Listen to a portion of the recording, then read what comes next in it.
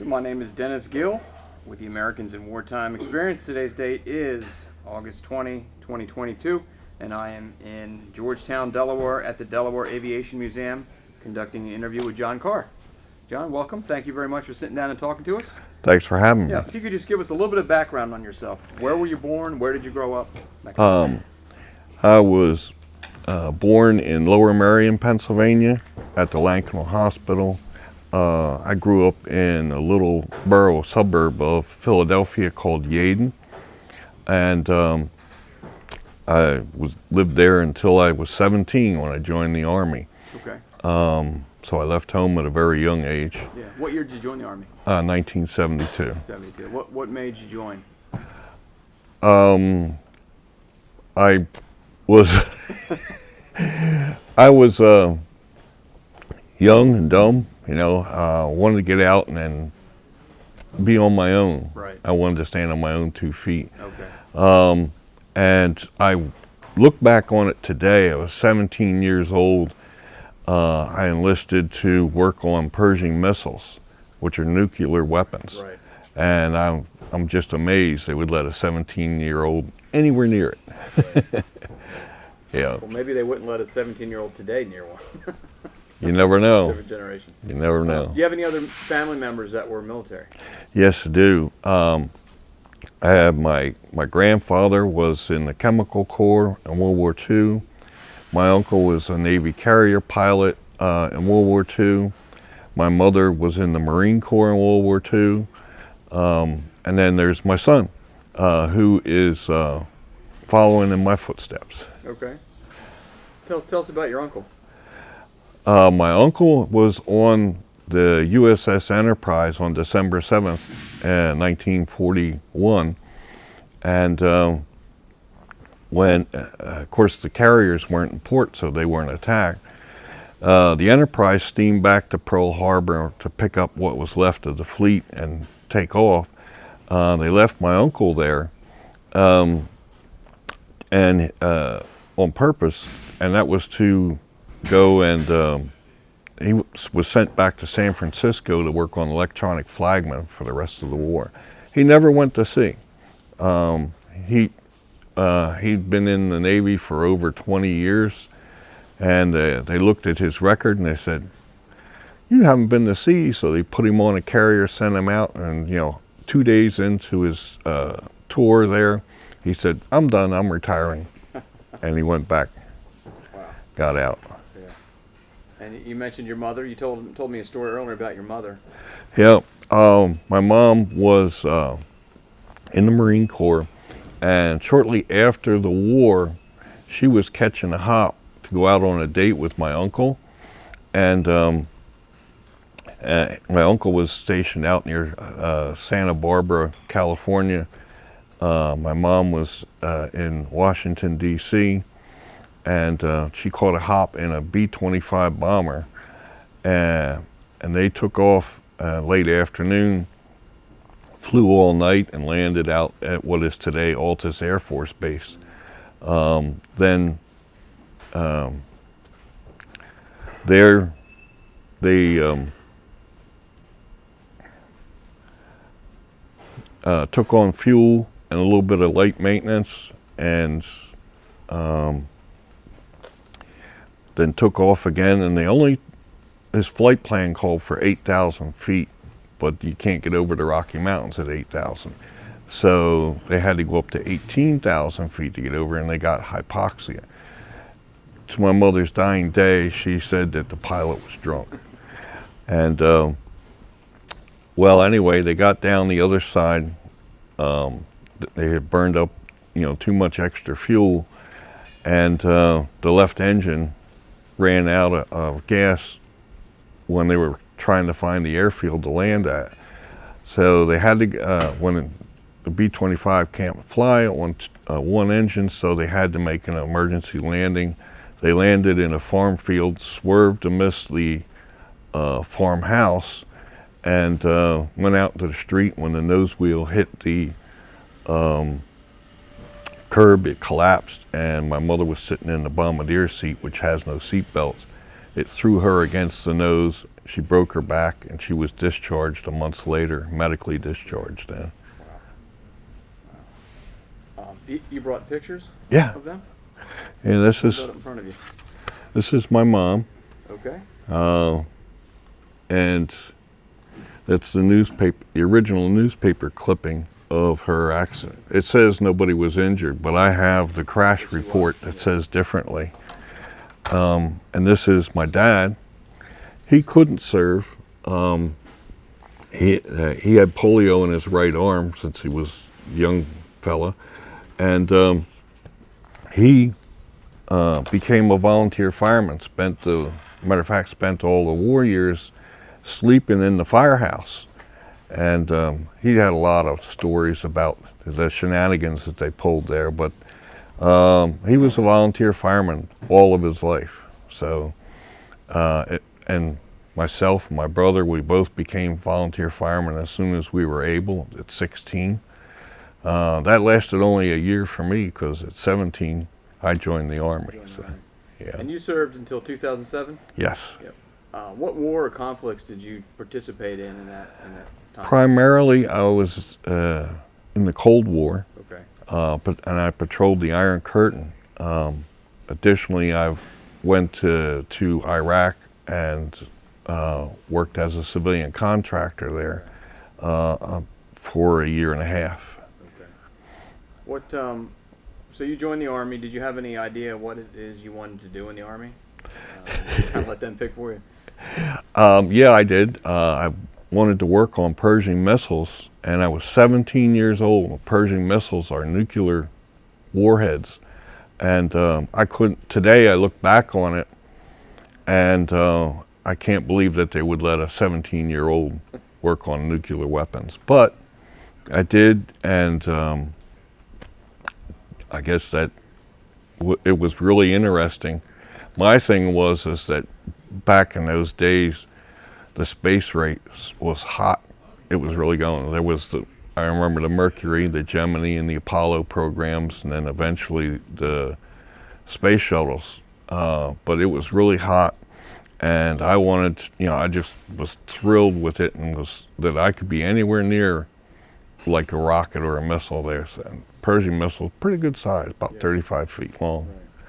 So. But what did you do? You say you worked on them. What specifically did you do? Well, I worked in the electromechanical section, which means that we did anything that was electrical or mechanical, mostly fixing the erector launchers. And we had a launch out at White Sands Missile Range at McGregor Range, where my son was at, but many years later. And we had a couple of mishaps there. One of the missiles went up and came right back down, landed about a mile away from us. It was the biggest explosion I've ever seen. So, but I fixed the launchers and cables, and the most painful task we had was fixing the cable mast. That's where the cables from the control station hook up to the launcher and then goes up and feeds into the guidance control section. And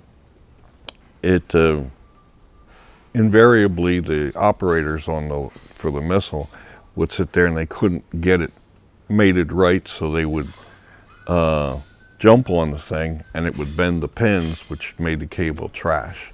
So we had to pull that cable through that arm, and it was a lot of work, and they did it often. Did you work on the missiles for your entire career? No. I had a total of, let me see, Pershing missile repairman. Then I went into military intelligence, ground surveillance radars. Then I went into the infantry. I decided it was a little bit younger fella's game than what I was. I was in my late 20s then. Then I went into heavy mortars, and that was fun because, I couldn't imagine that they would pay me to blow things up. I was, a kid playing with firecrackers and stuff, and here we go. That was a interesting period there. I had a lot of fun doing it. Then after that, I went into line of sight communications, and then what got me over to Iraq was satellite communications. So, is there any memorable moments of your time working on Pershings? we had a launcher return to the launch pad. Yeah. It landed about a mile away. It was a huge explosion, a big, bright pink fireball, and we were a mile away, and we had parts of the missile flying past us. So it was. We were outside already. There were. They had a bunker there, and there was senators, congressmen, and generals, and everyone else were there to watch the missile take off. And they had all come outside, and when they saw the missile coming back down, they all were. It was a free-for-all, a fist fight. Everyone trying to get back into the bunker at the same time, and just one little doorway. Right. So how far away were you? You said you were a mile away from where it landed. How far away were you from the launch, where it was launching? About the same distance? I was right there. Okay. Yeah, it was. There were two of us that stayed outside of the bunker. Okay. That was in case the missile had a misfire, because the cable mast would pop away, and then the ring that held it to the launcher would slide back, and when the motor lit, it would go up. Well, if it misfired, somebody had to be there, run out, and crank the ring back onto it, and that was our job. So we were outside, and we just hid behind the truck and hope for the best. Right. Right. Interesting. What is the main? What is the Pershing missile for? I mean, is it to deliver nukes to the Soviet Union? Is that what's the main, They were main function? was it SALT II? I guess got rid of them. Okay. But they were intermediate range tactical nuclear weapons, which meant they were 20 kiloton warheads. Okay. After I got out of that job, then Pershings were upgraded to multiple warheads. So you had, I don't know the number, had several warheads in it, and they could pop out and go to different targets. But in my day, it was just one warhead, one target. And those are land-based? Yes. Well, they're mobile. They're on They're mobile. Okay. tractor trailer Okay. type of thing, so they could be erected. Gotcha. How long did you work on those? Let's see, 3 years. 3 years. Yeah. Where'd you go from there? From there, I got out, then went back into military intelligence, and that got me a stint patrolling the Iron Curtain. That's what I did. I was in 2nd or 30th Infantry, and we would go to Camp Coburg and patrol the border from there. Then I was transferred to Fort Carson, re-enlisted, and then went back to in the 1st or the 2nd Cavalry, and we patrolled the Iron Curtain from at the Trizonal, which is it was West Germany, East Germany, and Czechoslovakia, and we patrolled that entire area there. That was some interesting times there. One time we thought we were witnessing the start of World War III. What year would this have been? That was in the 80s, so I'm going to say 1981, 82, around there.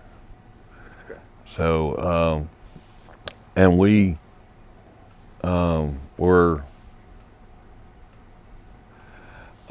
we were sitting up on a mountain in, I think the town was called Neustadt or Neuburg, somewhere near there. And we were sitting up on top of the mountain, and we started watching, and we saw people trying to escape, and the East Germans would just sick the dogs on them. Then the buses would come up, and they would kick people's doors in and throw them on the bus. We saw a truck pull up, and they grabbed this one guy and threw him in the back of the truck. And you could hear rifle shots and what have you going off. So all this is going on, and we started begging for them to bring out the reaction force, which was 2 tanks and some fellas, and it took them hours to get there because tanks don't move that fast. Right. But they did bring out the tanks, and at that point it was getting to be daylight, and with the ground surveillance radar, you can listen to the radar beam return, and it'll make noises, and you can interpret what that is. And so as it was getting daylight, the starlight scope became useless, and it wasn't light enough to see anything with the binoculars. Right. So all we had then was the radar to listen to, and the commander of the reaction force came up and said, "What's going on?" And I said, "Here, listen." And you could hear vehicle after vehicle after vehicle passing through a gate in the fence. Those fences had mines on them. They had mine fields, and the fences were designed to cut your fingers off if you tried to climb. Right. So it was very, very interesting night, let me say that. But anyway, the BRO, which is the Border Resident Office, they were interpreters, and they did prisoner interrogation, what have you. They came up and said, well, what happened? We explained it to them, and they took off, and they went around the other side of the mountain that we were on. And then they came back, and they said, yeah, we found out what it's all about. They had collected all the people from those villages there and pressed them into work on a collective farm. And it was a lot of action going on there, because they would sit there and they would throw their coats up on the fence, which would set off the alarms and what have you. They had to be careful, I'm sure, because those mines on the fence had tripwires going down there. So it was an interesting night. We were pretty frightened. What were your duties and responsibilities during that time? I was the ground surveillance radar team leader. Okay. And it was our job to set up our radar as stealthily as possible so that the East wouldn't observe that we were there.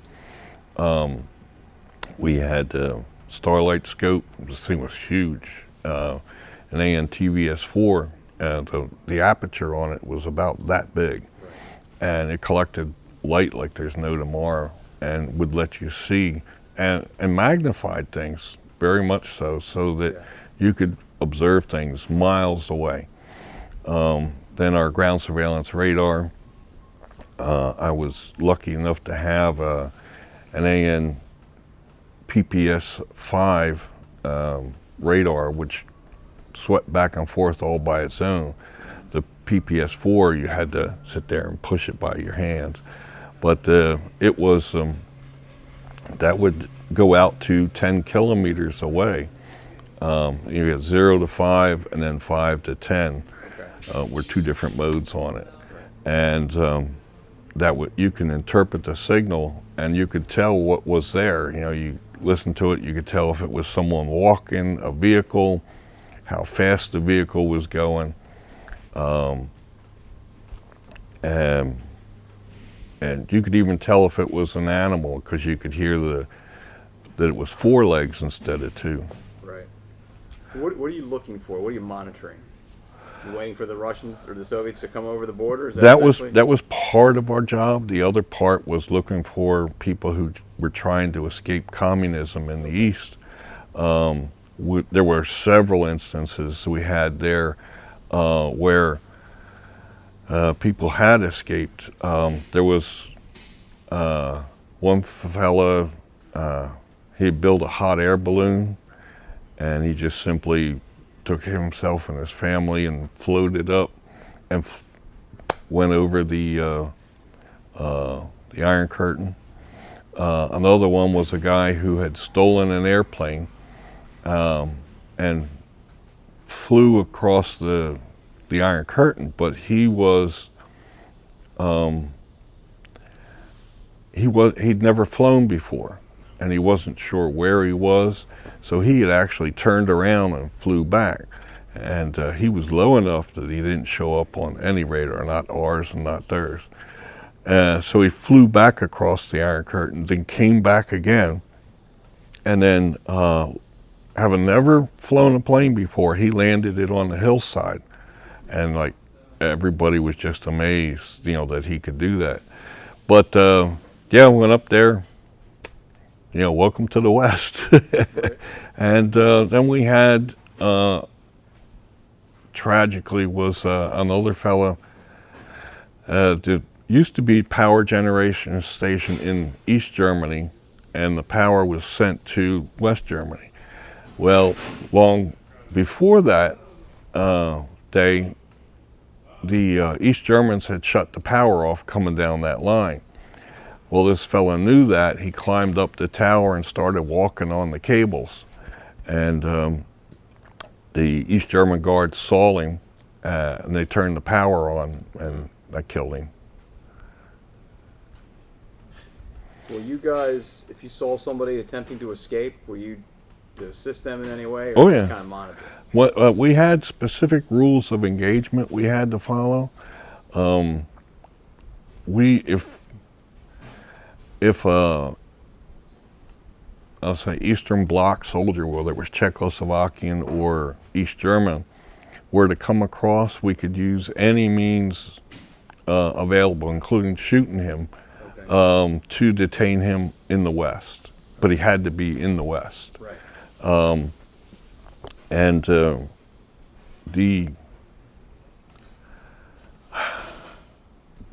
there was one. He was East German guard, and it had been raining, and it made a washout under the fence. Okay. And he threw down his rifle and crawled underneath the fence and came running. If they had pursued him, we were permitted to go ahead and shoot the people chasing him, but we couldn't shoot him. There was no call to. He's A, unarmed, and B, running trying to escape. Right. There's many documented stories about people trying to escape to the West. And last time I was in Germany, I went to that mountain that we were on, and it was weird to be able to go across where the border used to be, and then into that little town where they threw the guy in the back of the truck, and I was just like, I can't believe I'm here. Yeah. So espionage. I'm sure the Soviets were always they were probing, I'm sure, trying to get information. Soviet military liaison mission. These were Russian soldiers that were permitted to be in West Germany. They observed things like that, but they weren't allowed to be anywhere near convoys or training areas. And yeah, they would oftentimes, we'd be in a convoy going down the Autobahn, and they would come up behind us, just by chance. And once they saw us, they'd sit there and they'd wave, and then they would fall back, and then at high speed they'd go past us again, taking pictures the whole way, which they weren't allowed to. So But there was nothing really we could do, other than colliding with their car, and they had like a diplomatic status there where you really couldn't do much to them. So Seems odd that we would allow the Soviet spies, essentially, yep. free run. Yeah, well, there was a lot of espionage back in those days. Even some of it was, across the border. The Soviets weren't allowed anywhere near the border, Right. the same as the West Germans weren't allowed anywhere near the border in their own country. Right. And it just strikes me as strange that, that would be like saying, well, you can't go anywhere near New Jersey. It's your country, I can travel wherever I want. That's the thing, freedom. Many people don't appreciate that today. The freedom to travel, the freedom to say what you want. You can speak out against political parties and without fear of reprisal. People just don't understand the freedoms that we have and how precious they are. And many soldiers died trying to preserve that freedom. What are you doing downtime, recreation? Now? No, then. Oh, So then? you're in Germany. Drinking beer. Yeah, mostly it was drinking beer. I met my wife over in Germany. Okay. She's now an American citizen. That's his mom. And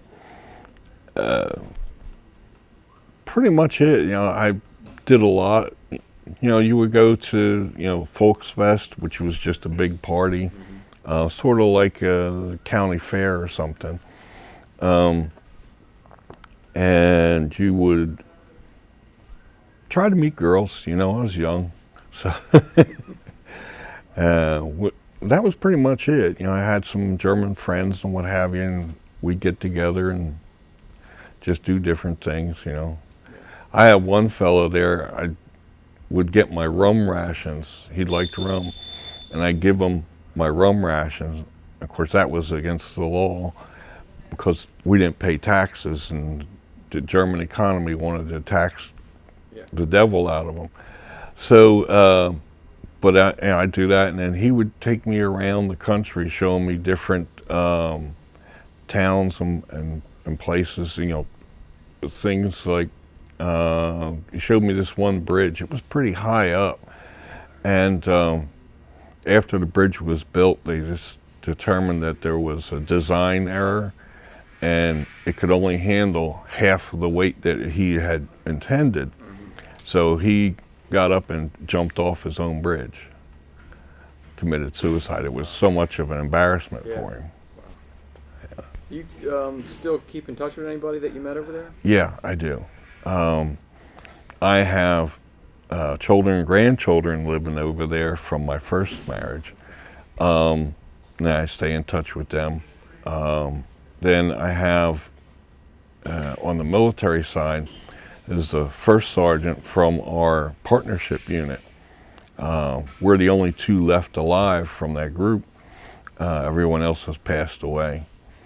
And I was privileged to be able to spend a week in his unit. And we recently got together and went over the old times. right. It was good. That was the worst drunk of my life. Was we had a party between the two units, and it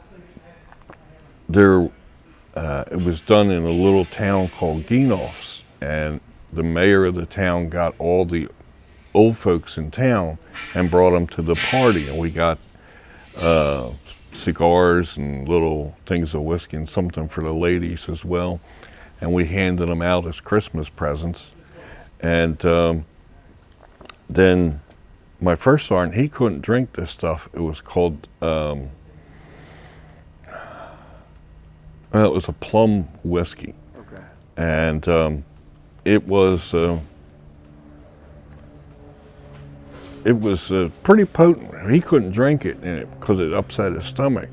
So he made me sit next to him, and then every time somebody toasted something, I'd drink mine, and then we'd switch glasses, and I'd drink his. So then the Burgermeister, which is the mayor of the town, came up and said, yeah, let's go out and visit the folks who were too old, too sick to come to the party. So we went around to about 20 different houses, and every time we'd go in the house, they'd say, oh, come on in, have a drink for Christmas, you know, Merry Christmas. We had a guy who was our Santa Claus. We had him dressed up. And, you know, they were always thrilled, oh, American Santa Claus, you know. And they, so we're going around, and I told the Burgermeister, I said, I can't drink anymore. And we said, well, one more house here. So I went, and I said, I can't drink, you know, schnapps. And I said, how about a beer? That was a mistake because it took so long to drink it. And we went to, then the Burgermeister said, one more place. Went up to his house and had a drink there. So all together, about 21 houses, 21 times drinks there. I'm surprised that I was still on my feet. So on the way back, then my first sergeant, he wanted to stop at another guest house for a beer. And by then it was getting to me. I got sick, and the longer they were in there, the more the alcohol was hitting me. And on the way back, now my house was right on the route that we were on, the Bundesstrasse, and all it would have taken was dive, you know, a little detour, go in there, come out the other end, back onto the Bundesstrasse. First sergeant didn't want to do it. So they let me out on the highway, and I have no idea how I got back home. I remember crawling on my hands and knees, and why my uniform wasn't in shreds the next day, I don't know. But that was, like I said, I have no idea, you know, how I got back home. I don't remember climbing the steps up to the apartment. I don't remember going to bed. I don't remember any of that. It was just a thing. So, yeah, wild times when you're young, let me tell you. A lot of people don't remember, of course, because it's a while ago, just how close we were to nuclear war with the Soviets. And you were on the front lines of that. You were right there. Yes. That kind of thing ever enter your mind? Yeah. Just how precarious this was? We knew that if the balloon went up, that's what we called it, that we'd probably be dead within a matter of minutes. We'd get our missiles off, the Soviets would track that and then shoot back. And you're not talking, you know, regular artillery, the tactical nuclear weapons, they had them as just the same as we did. And they were in, you know, East Germany. They sat there a number of times they had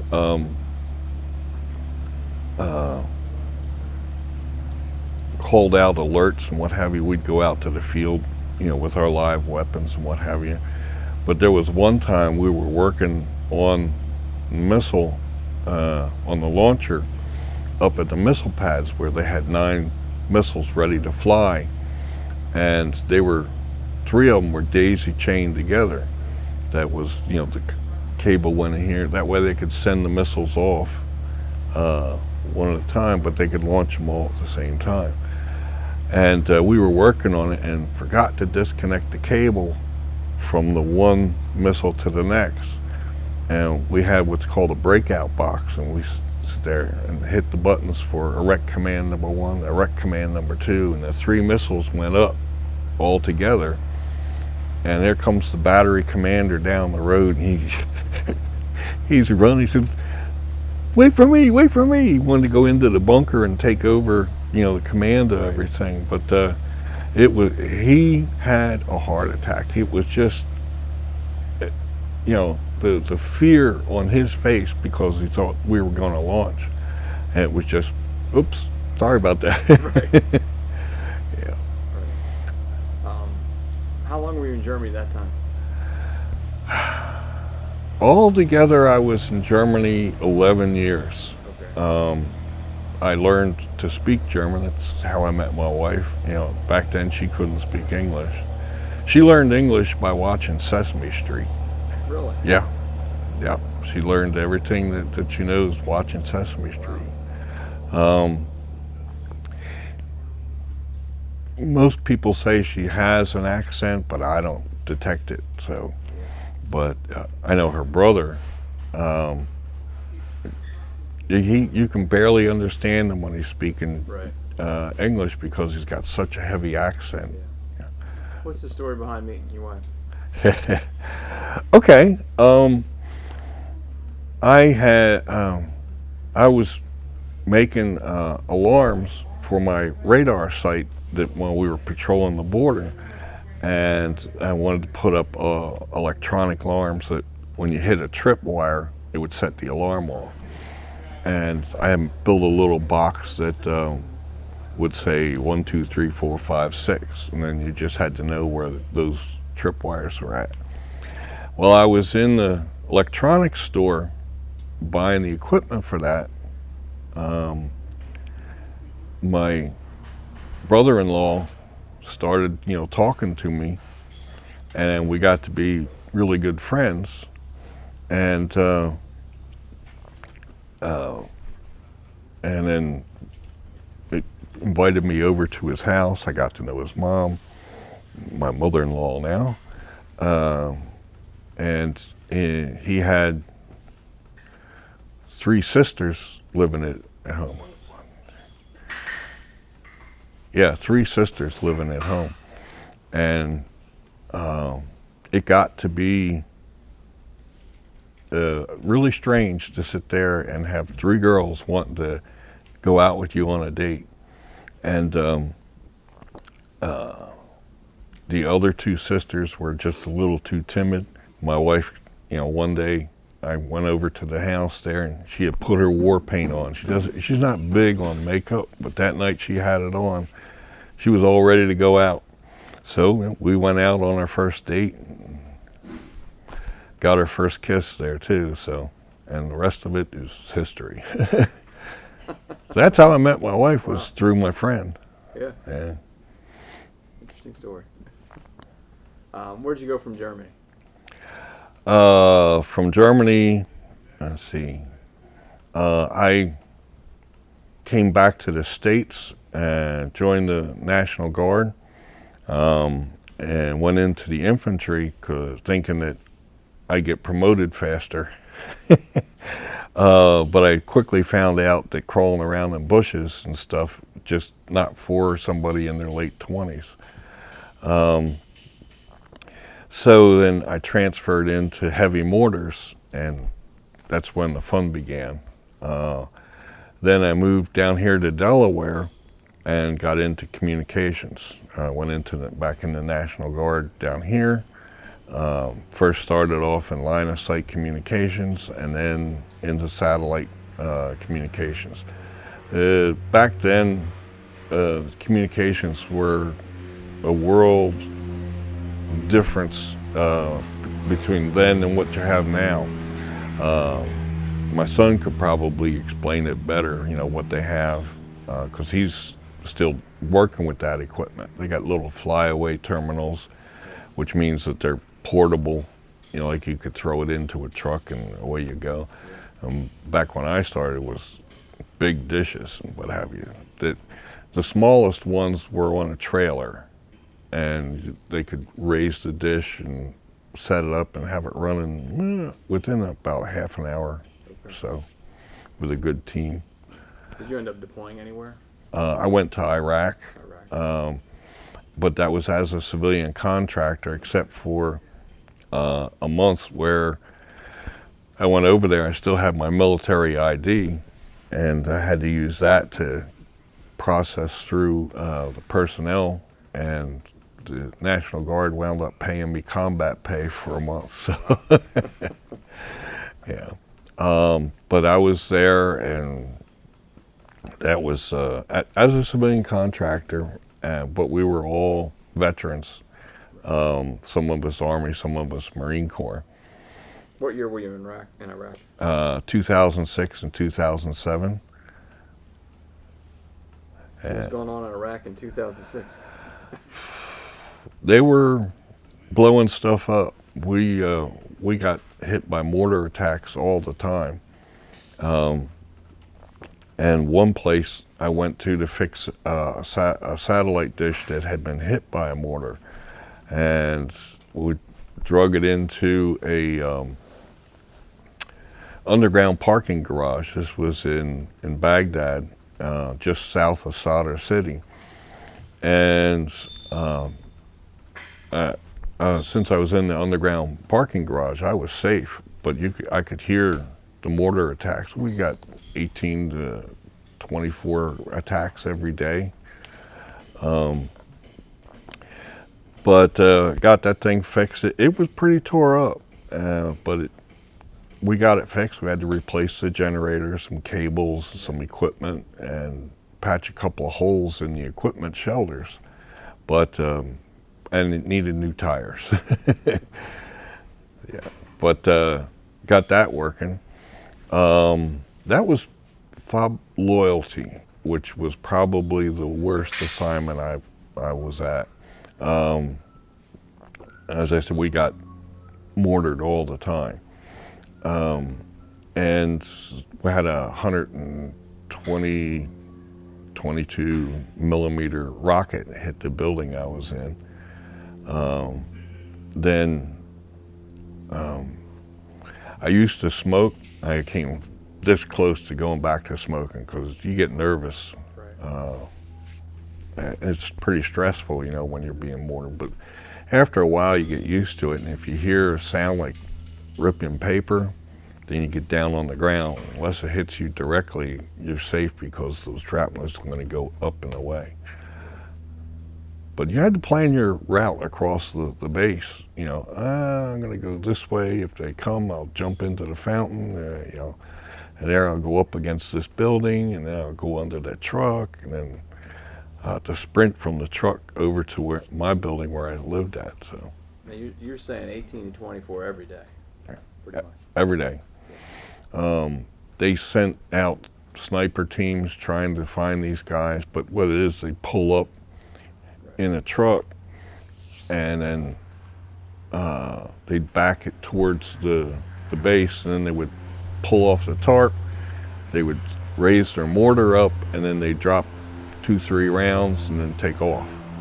And it was impossible to be everywhere in the city at the time. That was Sadr City, and that was all the handiwork of, I think his name was Muqta al-Sadr, something like that. That's why it's called Sadr City, because he ruled that section of Baghdad. You know, complete authority there. Nobody dared oppose him. I got signs that we took down that were warning that it's in Arabic, and it was warning that you were in an area that was being watched by snipers and what have you. So, and that was all from Sadr that he had put up all over the place. Wow. What are your living conditions like? Over there? Yeah. The worst I was in was my very first assignment out at FOB Kalsu. And it was like a Bedouin tent, and it, despite the air conditioning that they slipped in underneath the tent, it was hot. All you could do in the daytime was lay down on your cot, okay, and bake. That was a level where it was just cool enough that you could lay down. If you stood up or sat up, you know, then it was just too hot. You know, we're talking temperatures over 140 degrees. I don't know how hot it was inside the tent, but the air conditioning did nothing to save you. That was the worst, sleeping on a cot and in a tent with air conditioning, it didn't work.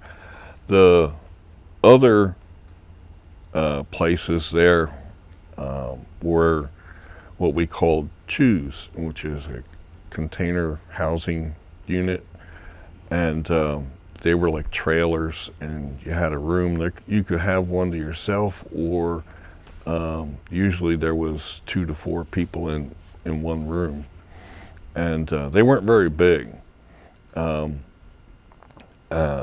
that was most of the time. When Tikrit was, we stayed in the actual building, but again there was problems with the air conditioning. It was okay at night, temperatures got down to about 98 degrees, and it was quite comfortable. That was relief from that heat. 98 degrees was just great. I experienced that my first day there. Let me rewind briefly. Uh-huh. You're in Germany, and now the Berlin Wall falls after you had been there for so many years, basically guarding against the Soviet Union invading West Germany. What goes through your mind when you heard about the wall coming down? As someone that was there. I had to pick my jaw up off the floor. I couldn't believe that the Russians backed down, and it was the collapse of the Soviet Union back then, 1990, but I didn't think that they would give up on their satellite countries, and so when they did, of course the Germans, they raced to tear down the wall in Berlin, and over time they were able to get the entire country was divided in half with this fence system, and Berlin was inside of East Germany, and there was only, I think it was just one way in. You go in and you come back out the same way, and that was the only, other than flying in there, that was the only way to get to Berlin. But because it was so far into East Germany, and the Berlin Brigade, they knew if the balloon went up, they were gone. There was nothing they could do. They wouldn't even have to use nuclear weapons. They'd be surrounded, and it would have been the end of those folks. But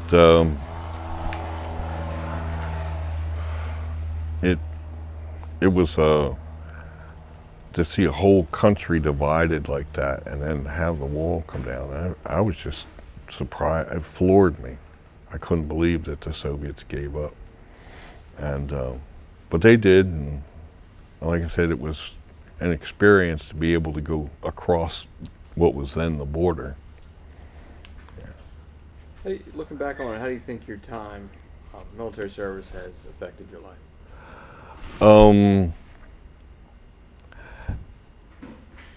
It's had a price, especially when I was over in Iraq. I have PTSD and some pretty interesting nightmares.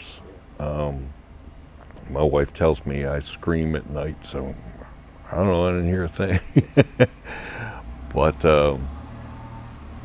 other than that, it has given me a deep sense of appreciation for what we have in this country, and then all the people who sacrificed. Either they spent time away from their family, or they paid the ultimate sacrifice and laid down their life for their country. So I appreciate the freedoms that we have. I appreciate my brothers and sisters that served. I still have friends that I stay in touch with. But the further back in time you go, the harder it is to find those friends. I've got one fellow I've been looking to find for 10, 15 years now. But his name is Juan Figueroa, We just called him Fig. And it was funny. We were at the gas chamber. You had to go every year to get requalified. And his mask leaked. And he threw up in the mask because the gas got to him. And he's sitting there and his arms are flailing up and down. You know, walked over and pulled his mask off for him. But yeah, he was my best friend while I was serving there. And I've been trying to find him for, like I said, 10, 15 years. It is nice thing about the internet, you can search. And every now and then I'll do a new search on it, but the searches I get, the people are either too old or too young. And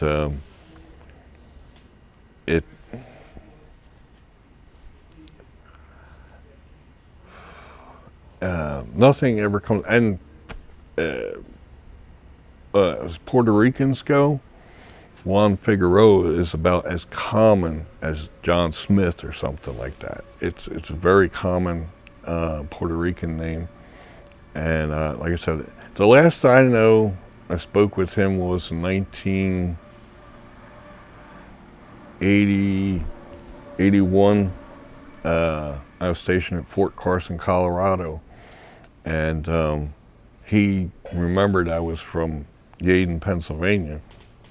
So he just was able to get, directory assistance, and he was able to get my parents' phone number, and he called there, and they gave him my phone number, and he called me out in Colorado, and that was the last communication I had him. So in 1981, I think it was, and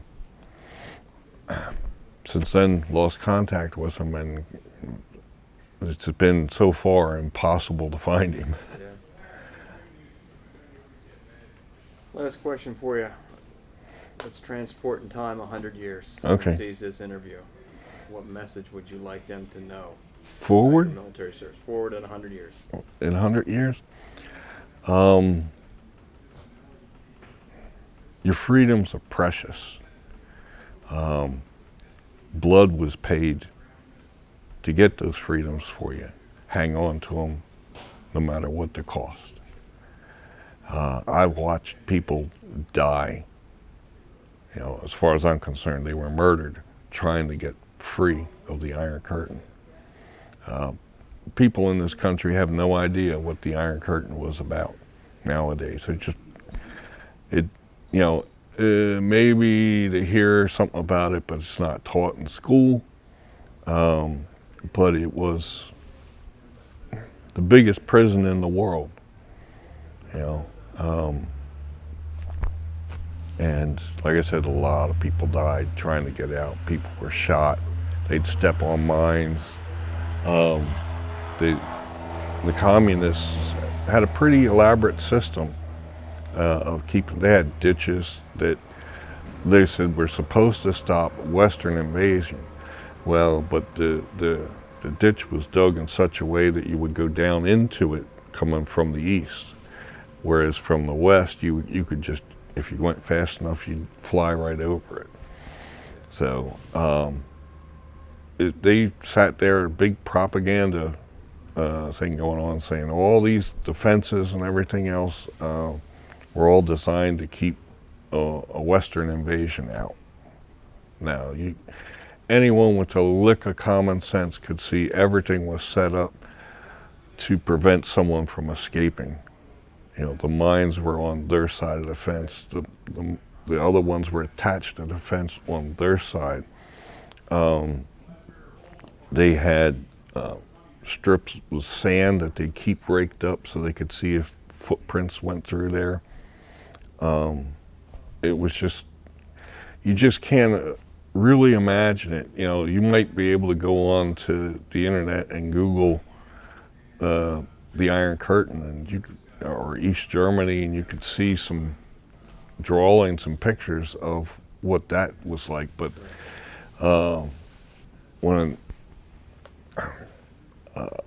I was married before, and my ex had relatives in East Germany, and she was telling me, first she went to go visit those relatives, and they tried to the border guards or customs agents that they had from East Germany. They tried to confiscate my wife's bras, her feminine hygiene products, and everything, because they didn't have them. Right. Okay, they used for a bra, they would take a sort of like a scarf or something, a turban or whatever, Yeah. and they would wrap it around and then tuck it in, and that was all they had. And feminine hygiene products, non-existent. My wife told me that you can only have one luxury item in your life, a car or a television. And, when the my wife's aunt, reached retirement age, she could travel to the West, and she didn't want to. She came over, visited, and then went back. And I said, "Why would you go back?" She said, "Because under communism, there was no." There was nothing to do, so what you did was you formed a bond with your neighbors, and she had a stronger bond to her neighbors than with her family in the West. And they would sit around, drink tea or coffee, and that was it. It was just Yeah. my ex-father-in-law would tell me when he was younger, came with his wife across the border, and she was wealthy. Her husband was a captain in the Merchant Marine, and then during the war he became a U-boat captain. And but he was sunk and died in the war. And but she was wealthy, from him being a Merchant Marine captain and then U-boat. Didn't pay that much. Well, she took everything she had, her jewelry, her money, and what have you, and they gave it to this farmer, and he was going to take and show them a way across the border. Back then, they hadn't erected defenses and things like that. There was just patrols up and down the border. Well, about a mile or so from the border, he stopped and said, "This is the way you got to go. It's too dangerous for me to go any further." So they went that way. They got across and were able to get jobs, in the West with relations, family relations. So, but that as far back as 1946, the end of the war, 1945. And the Russians had then started denying people, to be able to come over to the West. Is there anything else you want to talk about that we didn't cover? Just like I said, when you've spent a lifetime, my entire adult life was as a professional soldier. And I did various things, but all in all, it was working to preserve the freedoms we have, and it's so precious, and people need to realize that